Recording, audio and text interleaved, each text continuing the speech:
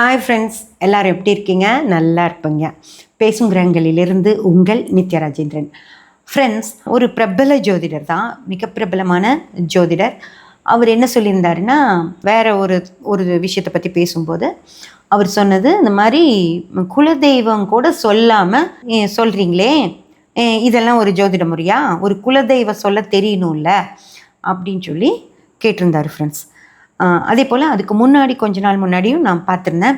ஒரு சேனலில் ஒருத்தர் என்னால் எல்லாருடைய குலதெய்வத்தையும் சொல்ல முடியும் அப்படின்னு சொல்லியிருந்தார். அதாவது எல்லாருக்கும், இந்த தமிழ்நாட்டில் இருக்க எல்லாருக்குமே குலதெய்வம் அவரால் சொல்ல முடியுமாம்மா அப்படின்னு சொல்லியிருந்தார். அந்த சேனலில் அந்த கேமராமேன் தம்பி கூப்பிட்டு அவர்கிட்ட ஏதோ கேட்டுட்டு, இந்த சாமி தானே, ஆண் தெய்வம் தானே, எல்லை சாமி தானே அப்படின்னெல்லாம் கேட்டார். அந்த தம்பி ஆமாம் ஆமான்னு, அவர் ஒரு 19 வயசு 20 வயசு தான் இருக்கும் அந்த தம்பிக்கு. அவர் ஆமாம் ஆமாம் அப்படின்னு சொன்னார். சின்ன பையன், அவருக்கு திருப்பியெல்லாம் கேட்க தெரியல, பேர் சொல்லுங்கள் அப்படியெல்லாம் கேட்க தெரியல. ஆமான்னு சொல்லிட்டாரு. இவர் ஆமான்னு அது அப்படியே அந்த ப்ரோக்ராம் கன்டினியூ பண்ணுறாங்க. இதெல்லாம் கேட்டப்போ எனக்கு தோணுது என்னென்னா, அப்புறம் நம்ம சேனல்லையே உங்களுக்கு குலதெய்வ மூட்டை அப்படின்னு ஒரு ரொம்ப நல்லா போச்சு அந்த வீடியோ. அந்த விஷயங்களையும் நான் பேசியிருந்தேன் ஃப்ரெண்ட்ஸ். இப்போது நான் காட்டுறேன், எங்கள் குலதெய்வ கோயில் நான் காட்டுறேன்.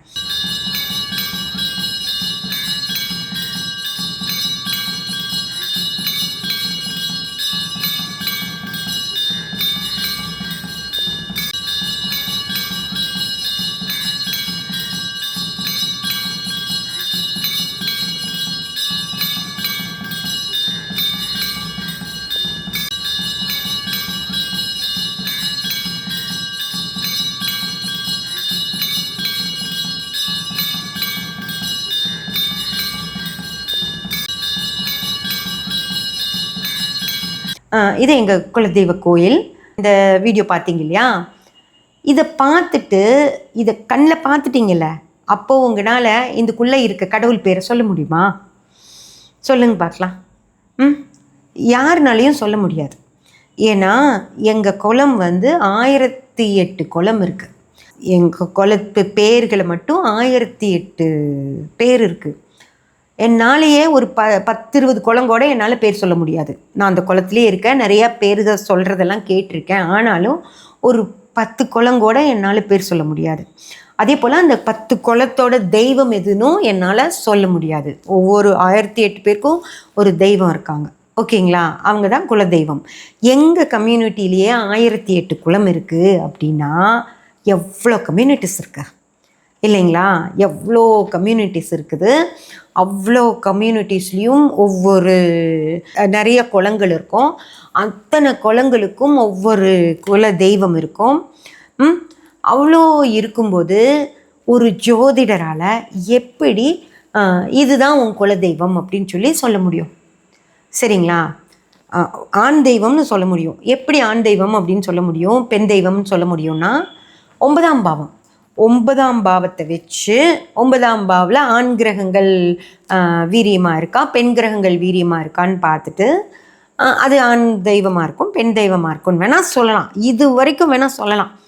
என்கிட்ட நிறைய பேர் கேட்பாங்க, ஜாதகம் பார்க்கும்போது எங்கள் குலதெய்வம் என்னம்மான்னு கேட்பாங்க. நாங்கள் தெரியலம்மா, நாங்கள் அப்படியெல்லாம் தேடி பார்த்தோம், எங்கேயும் கிடைக்கல, உங்களால் சொல்ல முடியுமான்னு கேட்டால் நான் இந்த ரெண்டுலேயே ஏதோ ஒன்று சொல்லுவேன். அதாவது உங்களுக்கு 9ஆம் பாவத்துக்கு சாரம் கொடுத்தது ஆண் கிரகங்களாக இருக்கிறனால ஆண் தான் குலதெய்வமாக இருக்கலாம், இல்லை பெண் சாரம் கொடுத்துருந்தா பெண் கிரகம் குலதெய்வம், பெண் தெய்வம் குலதெய்வமாக இருக்கும் அப்படின்னு சொல்லி சொல்லுவேன். அவ்வளவுதான். ஒருவேளை அந்த பேரெல்லாம் சொல்ல முடியலனா நீங்கள் முருகரை, ஆணாக இருந்தால் முருகரை குலதெய்வமாக எடுத்துக்கோங்க, பெண் தெய்வமாக இருந்தால் அகிலாண்ட பரமேஸ்வரி தாயாரை குலதெய்வமாக எடுத்துக்கோங்க அப்படின்னு சொல்லி சொல்லுவேன், ஓகேங்களா? இவ்வளோ தான் ஃப்ரெண்ட்ஸ் சொல்ல முடியும். இதுக்கு மேலே அவர் எந்த ஜோதிடராக இருந்தாலும், ஓகேங்களா, அவருக்கு ஒரு கம்யூனிட்டி தெரியும் இல்லையா? அவர் ஏதோ ஒரு கம்யூனிட்டியில் பிறந்திருப்பார். அந்த கம்யூனிட்டி மக்கள் அவர்கிட்ட பார்க்க வந்தாங்கன்னா வேணால் உனக்கு குலதெய்வம் இது அப்படின்னு அவரால் சொல்ல முடியும். ஆனால் வேறு ஒரு இடத்துல இருந்து ஒருத்தங்க வரும்போது அவங்களால அந்த குலதெய்வமெல்லாம் சொல்லவே முடியாது, ஓகேங்களா? ரெண்டாவது, குலதெய்வம் அப்படிங்கிறது முக்கியமாக எதுக்காக வேணும் அப்படின்னு பார்த்தா, நம்ம இந்த கிரகங்கள், இந்த 9 கிரகங்களுக்கும் ஒவ்வொரு கடவுள்கள் இருக்காங்க. இப்போ சிவனுக்கு பார்த்தீங்கன்னா சூரியன் தான் அதிதேவதை, சந்திரனுக்கு பார்த்தீங்கன்னா பார்வதி அன்னை தான் அதிதேவதை, செவ்வாய்க்கு பார்த்தீங்கன்னா முருகர் தான் அதிதேவதை. புதனுக்கு வந்து பெருமாள், பெருமாள் தான் அதிதேவதை. குருவுக்கு பார்த்தீங்கன்னா தக்ஷணாமூர்த்தி தான் அதிதேவதை. தக்ஷணாமூர்த்தி யாருன்னு கேட்டிங்கன்னா மறுபடியும் சிவன் தான். ஆனால் சிவன் அப்படிங்கிறது அகம் சார்ந்து, சூரியனுக்கு அகம் சார்ந்த தெய்வமாக சிவன் வருவார். குருவுக்கு புறம் சார்ந்த தெய்வமா அதே சிவன் புறம் சார்ந்த தெய்வமா தெற்கு பார்த்து இருக்கக்கூடிய தெய்வமா தட்சிணாமூர்த்தி, தட்சிணாயனம்னு சொல்லுவோம் இல்லைங்களா, அந்த தட்சிணாயன மூர்த்தியா அதே சிவன் தட்சிணாயன மூர்த்தியா வருவார். புறத்துக்காக பணம் கொடுக்கிற தெய்வமா வருவார். அவர் வந்து குருக்கு அதிதேவதையா வர்றார். அதனால நம்ம தட்சிணாமூர்த்தியை கும்பிடணும் குருக்கு. அதே போல் சுக்கிரனுக்கு பார்த்தீங்க அப்படின்னா மகாலட்சுமி தாயார். ஓகேங்களா, மகாலட்சுமி தாயார் தான் சுக்கிரனுக்கு அதிதேவதை. சனி கிரகத்துக்கு சனீஸ்வரரே தான் அதிதேவதை. ஓகேங்களா, அதே போல் ராகுக்கு பார்த்திங்கன்னா துர்கை, அதுவும் விஷ்ணு துர்கையாக வருவாங்க. அதாவது பெருமாளுடைய தங்கையான துர்கை அம்மன், பார்வதி தேவி யார், பெருமாளுடைய தங்கையாக அவங்க இருக்கும்போது விஷ்ணு துர்கையாக ராகுக்கு வருவாங்க. கேதுவுடைய அதிதேவதை என்னன்னு பார்த்தீங்கன்னா நம்ம விநாயகர். விநாயகரை கும்பிட்டிங்கன்னா கேதுவை கும்பிட்ட மாதிரி. அதாவது விநாயகரை கும்பிட்டிங்க அப்படின்னா கேதுவை ஆக்டிவேட் பண்ணி விடுவார். துர்கையை கும்பிடும்போது ராகுவை, அந்த மாதிரி அந்தந்த கிரகங்களுடைய கடவுள்களை கும்பிடும்போது அந்த கிரகங்கள் ஆக்டிவேட் ஆகி உங்கள் ஜாதகத்தில் அது சிறப்பாக வேலை செய்யும் அப்படின்னு நிறைய பதிவுகள் நான் போட்டிருக்கேன். அதெல்லாம் பாருங்கள். எந்த பாவங்களுக்கு அந்த கிரகங்கள் வருதோ அந்த பாவங்கள் செயல்படணும்னா அந்தந்த கடவுள்களை கும்பிடுங்க அப்படின்னு சொல்லி நான் சொல்லியிருக்கேன் இல்லைங்களா. அது ஜாதகத்தில் தான் ஃப்ரெண்ட்ஸ் தெரியும். அந்த பாவத்துக்கு எந்த கிரகம் வருது அப்படிங்கிறது உங்கள் ஜாதகத்தில் தான் தெரியும். உங்களுக்கு என்ன வேணுமோ, இப்போ பணம் வேணும் அப்படிங்கிற பட்சத்தில் 2, 4, 6, 10ஆம் பாவங்களை வச்சுட்ருக்கிற கிரகங்களுடைய கடவுள்களை கும்பிடும்போது தான் உங்களுக்கு பணம் கிடைக்கும். குழந்தை வேணும் அப்படின்னா 5ஆம் பாவ அதிபதி யாரோ அவரை கும்பிட்டாதான் உங்களுக்கு குழந்தை கிடைக்கும். ஓகேங்களா, அந்தந்த நேரத்தில் அந்தந்த கடவுள்களை கும்பிட்டா அந்த கிரகங்கள் அந்த கடவுள்கள் பூஸ்ட் பண்ணும், அதன்படி நமக்கு அமையும் அப்படின்னு சொல்லி நான் சொல்லியிருக்கேன் இல்லைங்களா. அந்த மாதிரி ஒவ்வொரு பாவக ரீதியாகவும் நமக்கு கிரகங்கள் செயல்படும். அந்த கிரகங்களுடைய கடவுள்கள் தான் நம்ம கும்பிட்டுக்கிட்டு இருக்கும்போது அந்த பாவக ரீதியான வேலைகள் நடக்கும். பல பொதுவாக கடவுள்களை கும்பிட்டா. ஆனால் குலதெய்வம் அப்படின்றது என்னன்னு பார்த்தீங்கன்னா எந்த கிரகத்துக்கும் நமக்கு குலதெய்வம் வராது. புரிஞ்சதுங்களா. நம்ம குலதெய்வம் நம் குலத்தை காக்கும் தெய்வம். அதாவது நம்மளை காப்பாற்றுவார். ஒரு கஷ்டம் வந்துருச்சு அப்படின்னா நம்மளை காப்பாற்றுவார். சரிங்களா. ஒரு ஏதோ ஒரு பிரச்சனை, திடீர்னு ஒரு பிரச்சனை வருது, நம்ம ஏதோ ஒரு இடத்துக்கு போகிறோம், வண்டி நிறுத்துகிறோம், மரம் நம்ம மேலே சாய்ஞ்சிரும் அப்படிங்கிற மாதிரி ஒரு நிலைமை வரும்போது நம்ம அப்போ தான் இப்படி வண்டியை நகுத்துவோம், மரம் விழுகும், நம்மளை அடி வாங்காமல் பார்த்துக்கும். அந்த மாதிரி ஏதோ ஒன்று ஒரு திடீர்னு ஒரு ஆக்சிடெண்ட் ஆகிடுச்சு, ஹாஸ்பிட்டல் கொண்டு போகிறாங்க, ரத்தம் வேணும் இவருக்கு அப்படின்னு கேட்டுட்ருப்பாங்க. அந்த நேரம் பார்த்தா அங்கே இருக்கிற ஒருத்தருக்கு அதே குரூப்பாக இருக்கும், உடனே ரத்தம் கிடைக்கும் நம்மளுக்கு. அந்த மாதிரி நம்ம குலதெய்வம் திடீர்னு ஒரு விஷயங்கள் நடக்குது, நம்ம என்ன பண்ணுறேன்னு தெரியாமல் தவிச்சிட்டு நிற்கும்போது நம்மளை காப்பாற்றுறது தான் குலதெய்வம். ஓகேங்களா. அதனால் நம்ம குலதெய்வம் நம்மளுடைய எந்த பாவத்தையும் சார்ந்து வராது, அது தனி விஷயம். நம்மளை காப்பாற்றுக்குன்னே அவர் இருப்பார்.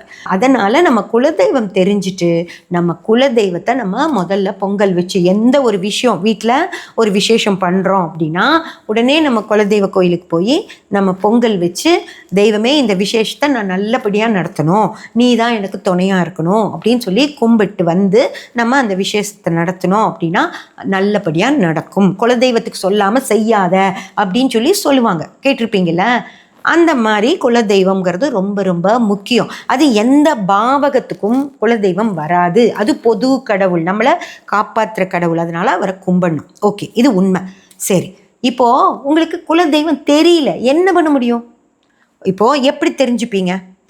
யாருனாலையும் உங்கள் குலதெய்வத்தை சொல்லவே முடியாது. இப்போ நான் சொன்னேன் இல்லைங்களா, எனக்கு 1008 குலங்கள் இருக்குது எங்கள் கம்யூனிட்டியில் மட்டும். அந்த மாதிரி உங்களுக்கு ஒவ்வொருத்தருக்கும் பல கம்யூனிட்டிஸ் இருக்குது, அதில் பல குலங்கள் பல பிரிவுகள் இருக்குது. அத்தனை பேருக்கும் ஒவ்வொரு கடவுள் இருப்பாங்க, யாருனாலையும் அது சொல்லவே முடியாது. அதனால இந்த ஜோசிக்காரங்க, இந்த ஆன்மீகவாதிங்க, அவங்கக்கிட்டையெல்லாம் போய் இதை கேட்டு ஏமாந்து போகாதீங்க. அவங்க என்ன பண்ணுறாங்க அப்படின்னா அவங்களுக்கு வாய்க்கு வந்த ஏதோ ஒரு கடவுள் பேரை சொல்லிடுவாங்க. அந்த கடவுள் இன்னா ஊரில் இருக்கு, ஏன்னா அவங்களுக்கு தெரியும், ஏன்னா அந்த கடவுள் அங்கே இருக்கிறது அவங்களுக்கு தெரியும். அதனால் அவங்களுக்கு சொல்லிடுவாங்க. மலேசியாவிலேருந்து ஒரு பொண்ணு, அவங்களுக்கு 34 வயசு ஆகுது, அவங்களுக்கு திருமணம் நடக்கலை. அவங்க திருமண நடக்கணும் அப்படின்னா குலதெய்வத்துக்கு பொங்கல் வச்சா நடக்கும்னு சொன்னதுனால அவங்க குலதெய்வம் தெரியாமல் எங்கன்னு கேட்டதுக்கு திருச்சிக்கு சொல்லியிருக்கார் ஒரு ஜோதிடர். ஓகேங்களா? அவங்க மலேசியாவிலேருந்து குடும்பத்தோட கிளம்பி வந்து இங்கே சென்னையில் தங்கி திருச்சி வந்து திருச்சியில் தங்கி அந்த ஊரை கண்டுபிடிச்சி அங்கே போய் அங்கே அவங்க பூஜாரிக சொன்னதையெல்லாம் செஞ்சு பொங்கல் வச்சு சாமி கும்பிட்டு அவங்க இங்கிருந்து திரும்பி போகிறதுக்கு மட்டும் அவங்களுக்கு 3-4 லட்ச ரூபாய் செலவாயிருக்கு. அவ்வளவு செலவு பண்ணிட்டு வந்து அது உண்மையானே தெரியாமல், புரிஞ்சுதுங்களா? அந்த அவருக்கு தெரியும், அந்த ஜோதிடருக்கு தெரிந்த கோயில் அது, அவ்வளவுதானோ தவிர அவங்களுடைய குலசாமியா அப்படிங்கிறது எப்படி தெரியும்? அதனால் இப்படி ஏமாந்து போகாதீங்க. யாரோ ஒருத்தர் ஒன்று சொல்கிறாங்க அப்படின்னு சொல்லிட்டு அந்த மாதிரி செஞ்சு ஏமாந்து போகாமல், குலதெய்வம் தெரியலையா, ஆண் தெய்வம் வேணும்னு மனசில் நினச்சிங்களா, முருகரை கும்பிடுங்க. புரிஞ்சுதுங்களா? அவர் வந்து நம்ம வள்ளி குறத்திய திருமணம் செஞ்ச நம்ம மாப்பிள்ளைங்கிறதுனால அவர் நமக்கு குலதெய்வம். அதே போல் அகிலாண்ட பரமேஸ்வரி தாயார், இந்த அகில உலகத்தையும் கட்டி காக்கிற அன்னை, அவங்க நம்ம குலதெய்வம். ஓகேங்களா?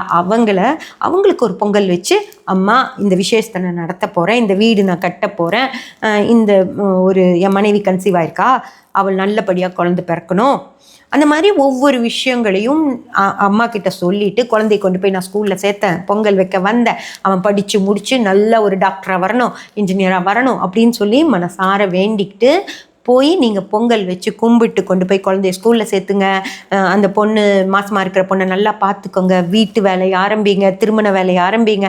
அது மாதிரி பல விஷயங்கள் நமக்கு குலதெய்வ கும்பிட்டுட்டு செய்யும்போது அது எல்லாமே நல்லபடியாக நடக்கும். அதனால தான் நம்ம குலதெய்வத்தை கும்பிடுறோமோ தவிர அவங்க சொல்கிற ஒரு குலதெய்வம், இவங்க சொல்கிற ஒரு குலதெய்வம் எல்லாம் நமக்கு குலதெய்வமாக இருக்கும் அப்படின்னு சொல்லி தயவு செஞ்சு நம்பாதீங்க.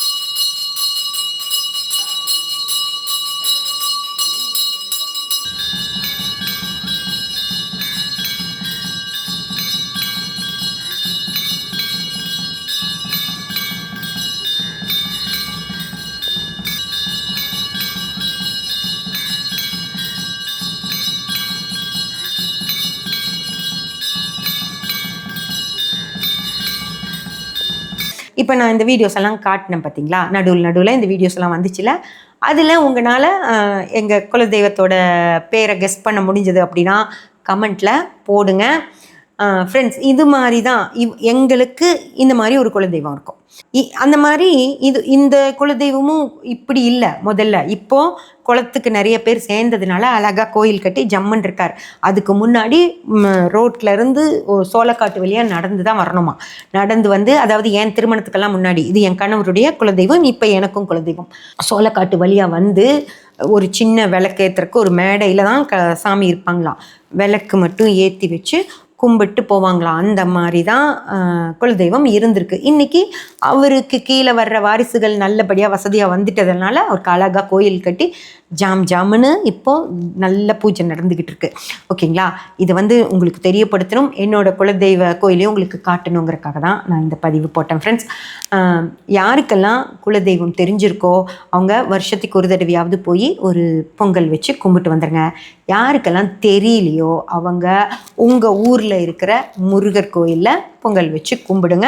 அவரும் உங்கள் குல தெய்வம் தான். அதே போல் அங்காள பரமேஸ்வரி அம்மன் கோயில் எங்கே இருக்கோ அங்கேயும் போய் தாராளமாக நீங்கள் பொங்கல் வச்சு கும்பிடலாம். இவங்க தான் நமக்கு குலதெய்வமாக இருப்பாங்க. தெரியாத குலதெய்வத்தை அந்த பொண்ணு தேடிட்டு வந்த மாதிரியெல்லாம் இந்த அடுத்தவங்க சொல்கிறதையெல்லாம் நம்பி அவ்வளோ தூரம் செலவுலாம் பண்ணிட்டு வந்து அது எப்படி பண்ணாங்களோ அவங்க கொஞ்சம் சிரமத்தில் இருக்கவங்க தான். என் கூட பேசினப்போ சொன்னாங்க, ஆனாலும் குலதெய்வம் கும்பிடணுங்கிறக்காக இந்தியா வந்துட்டு வந்தம்மா அப்படின்னு சொல்லி என்கிட்ட சொன்னாங்க. ஓகேங்களா?